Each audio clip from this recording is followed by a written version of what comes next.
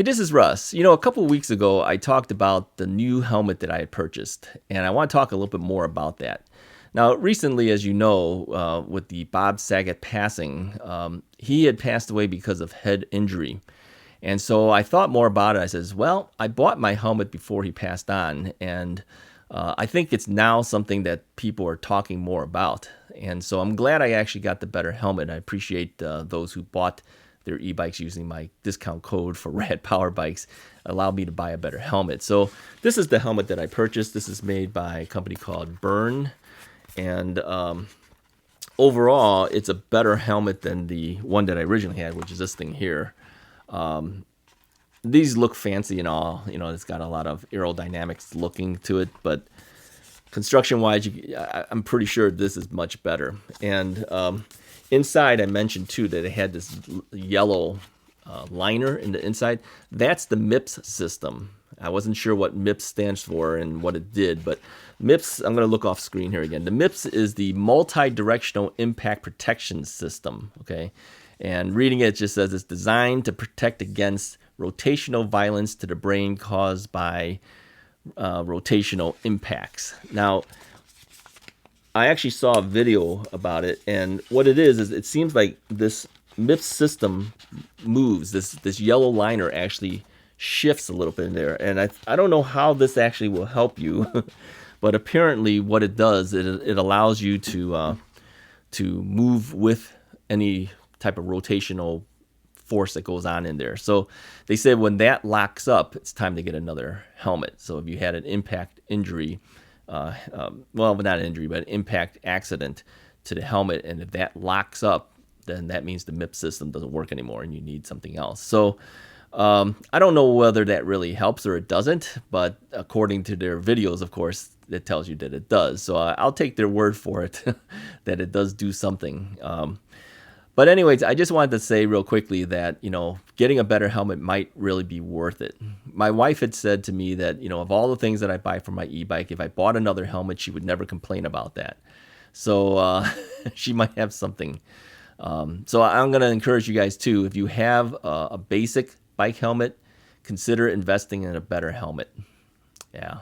Might be worth the while. So this is a short one. I just wanted to at least point that fact out. I mean, after hearing so much stuff about Bob Saget for the last month or so, I think it just kind of drives it home a little bit more that, you got to protect yourself a little bit more. I mean, other things too. Oh, okay. Let me say one more thing. You guys know that I actually wear a glove when I ride, right? If you don't wear a glove, go get yourself a bike glove. All right. Those things are not expensive. It's like $10. $15, something like that, depending on what you buy. But the reason we wear the gloves is because instinctively, if you fall from your bike, you're going to put your hands out. Yeah. And, if it's on pavement, you don't want to be scraping up the palms of your hands because you stuck your hand out to stop yourself and, you're scraping up everything. Get some gloves. I've fallen 3 times, and each time I stuck my hands out. I know that you shouldn't, but you instinctively do it, right? Those gloves helped me a lot, okay? It did not scuff up my skin or anything like that because the gloves are there. And it makes riding a lot easier. So get some gloves. And get a better bike helmet. Yeah. Yeah. And, I was joking with my friend. I says, what else are we going to need to wear? Elbow pads, knee pads. I don't think we need all that. But the gloves and the helmet is really kind of a necessity. I mean, actually, if you fall on your side, I don't even think the knee really will get hit unless you fall where your knee sticks out a little bit and then you fall onto your knee. But you will stick your hand out. I'll tell you that right now. Okay. Anyways, short but sweet. I just wanted to say that, and keep yourself safe. All right. Yeah, I'm gonna be heading out as soon as I can. I was really tempted the other day to go out.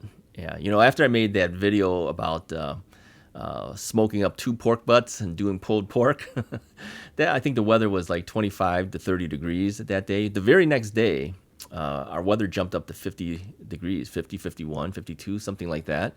So I was so tempted to get outside and ride the bike. But the more I thought about it, I says, even though things are melting and I don't know what it looks like on the bike paths.